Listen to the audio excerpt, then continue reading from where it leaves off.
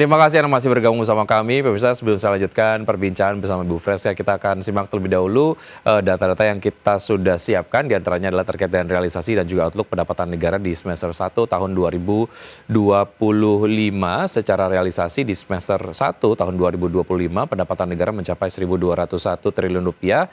Dan outlook pendapatan negara, which is diproyeksikan bisa mencapai 95,4% dari APBN 2025, senilai 2.865,5. Kami compile datanya dari Kementerian Keuangan. Dan berikutnya adalah realisasi dan juga outlook pendapatan negara dari sektor perpajakan, pemirsa. Realisasi pendapatan dari perpajakan di semester 1 mencapai 985,3 triliun rupiah. Outlook pendapatan perpajakan di tahun 2025 diproyeksikan mencapai 95,5% dari APBN 2025, yaitu sebanyak 2.387,3 triliun rupiah. Sementara untuk target pendapatan perpajakan pada APBN 2025 mencapai 2.490,9 triliun rupiah.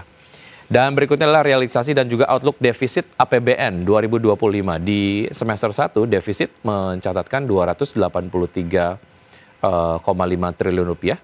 Kemudian secara outlook defisit tahun 2025 diproyeksikan melebihi dari target defisit di tahun 2025 ya, yaitu adalah 107,4% dari target defisit APBN 2025, yaitu mencapai 662 triliun rupiah.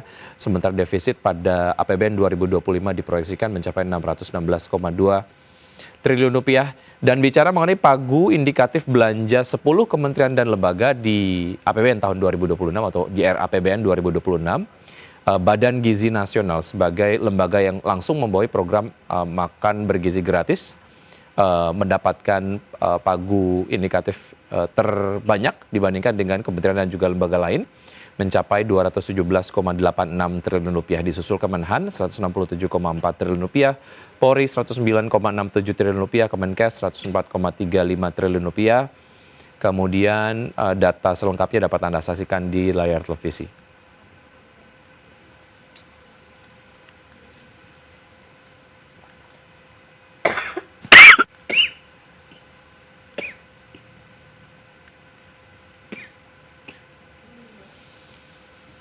Baik, kami lanjut berbincang bersama Ibu Freska Syafitri, pengamat ekonomi FEB UPN Veteran Jakarta. Bagaimana sebetulnya Anda melihat reaksi dari masyarakat ketika target pajak dinaikkan melalui berbagai macam instrumen lah ya, Bu Freska? Apakah ini kemudian menjadi sebuah reaksi yang wajar atau seperti apa? Bagaimana pemerintah kemudian melalui challenge ini sebetulnya? Jadi kalau misalnya kita lihat reaksi, Ya. agak batuk sedikit. Jadi kalau kita lihat sebenarnya reaksi masyarakat itu kita perlu melihat dari dua sisi ya. Fairness yang terlihat dan service yang terasa. Artinya fairness yang terlihat itu masyarakat itu sadar kalau misalnya pajak yang mereka berikan itu kembali ke mereka. Misalnya dalam bentuk rumah sakit, dalam bentuk sekolah, atau dalam bentuk beasiswa misalnya gitu ya. Nah permasalahannya di kita ini, kita belum ada roadmap pemanfaatan pajak.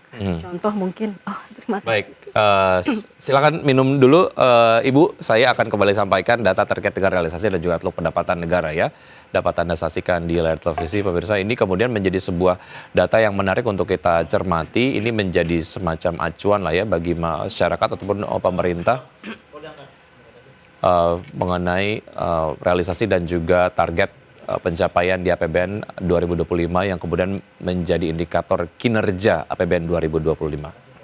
Baik, kita lanjutkan perbincangan, Bu Freska, silakan. Oke, baik. Tadi kita bicara pertama itu pemerintah harus bisa memberikan fairness yang terlihat. Artinya masyarakat itu merasa pajak yang mereka berikan itu kembali ke mereka.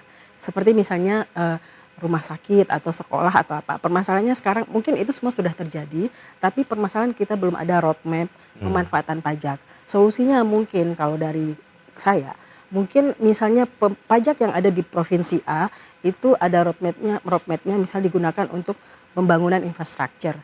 Atau pajak yang ada di daerah B itu digunakan untuk beasiswa atau pembangunan sekolah seperti itu. Nah itu sebenarnya bisa diinformasikan ke masyarakat. Nah yang kedua adalah servis yang terasa. Artinya masyarakat tidak merasa terbebani dengan pengisian pajak. Jadi kalau bisa masyarakat setiap tahun tidak harus ngisi lagi dari nol, tapi mereka cukup biasanya karena sekarang sudah digitalisasi, jadi harus sebaiknya dipermudah seperti itu. Nah, gap tax to GDP Indonesia itu adalah 10 sampai 12%. Sementara standar di Asia Pasifik itu adalah 19%. Artinya Indonesia masih punya gap 5 sampai 6 poin untuk menaikkan itu. Dan sebenarnya kalau misalnya untuk menaikkan pajak itu adalah win-win naratif yang diperlukan seperti tadi yang kita bicarakan. Jadi perlu adanya komunikasi yang sifatnya dua arah seperti itu. Dan kalau misalnya itu tidak terjadi, pasti akan banyak gejolak juga dari ada reaksi dari masyarakat begitu ya, tidak hanya kemudian menjadi sebuah kebijakan yang top down, hanya kemudian mewajibkan saja, tapi masyarakat perlu tahu manfaatnya, tujuannya dan lain sebagainya begitu ya, mengenai kenaikan pajak yang akan dilakukan oleh pemerintah. Baik, kita akan kembali menuju ke gedung MPR DPR RI untuk mengikuti perbincangan yang akan dibantu oleh rekan Vina Munawar bersama Jialika Maharani, anggota Komite 1, maksud kami Komisi 1 DPD RI. Baik, Komite 1 ya DPD RI. Silakan Vina.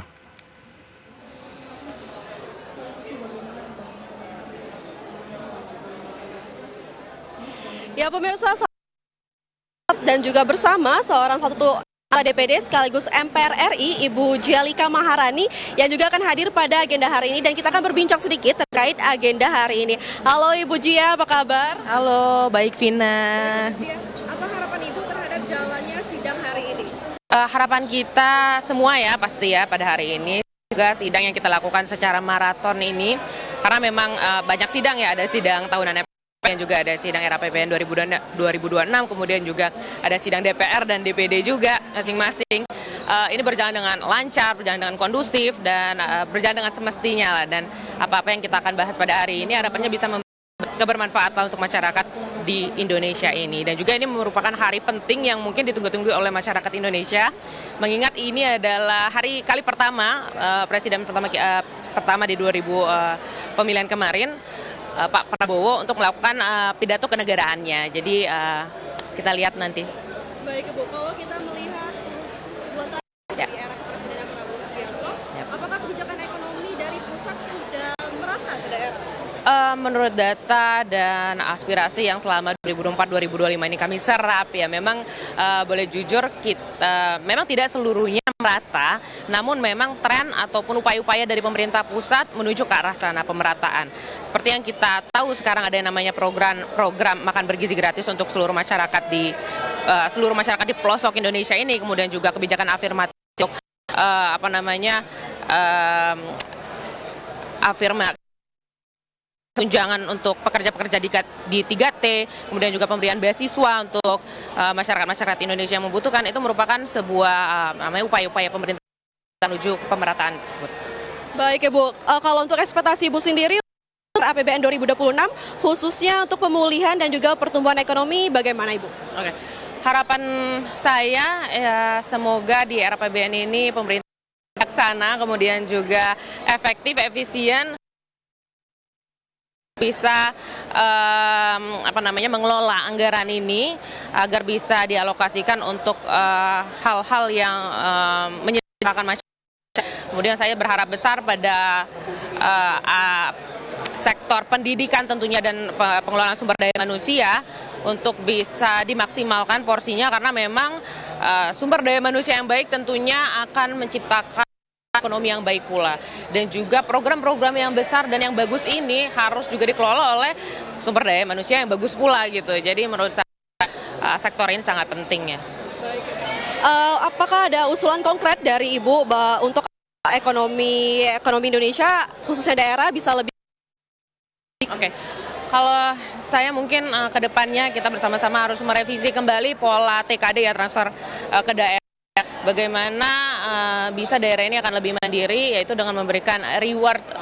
Kita harus melakukan TKD ini berdasarkan need-based approach, di mana kita melakukan pendekatan terhadap daerah masing-masing, karena kan setiap daerah itu memiliki kebutuhan yang berbeda-beda tentunya.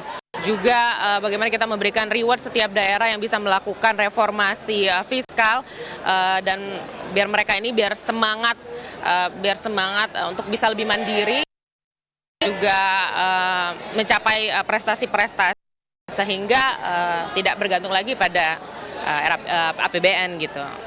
Baik, kalau begitu terima kasih Bu Jia waktunya, terima kasih perbincangannya. Dan pemirsa, demikian laporan saya dan perbincangan saya dengan Ibu Jialika Maharani selaku anggota DPP dan juga MPR RI Indonesia. Saya kembalikan ke studio. Baik, Vina, terima kasih atas dialog yang sudah disampaikan. Ini kemudian meng-capture harapan dari anggota DPD RI terkait dengan pelaksanaan dari sidang hari ini. Dan sebelum saya lanjutkan perbincangan bersama narasumber di studio, kita akan simak terlebih dahulu jeda komersial berikut ini.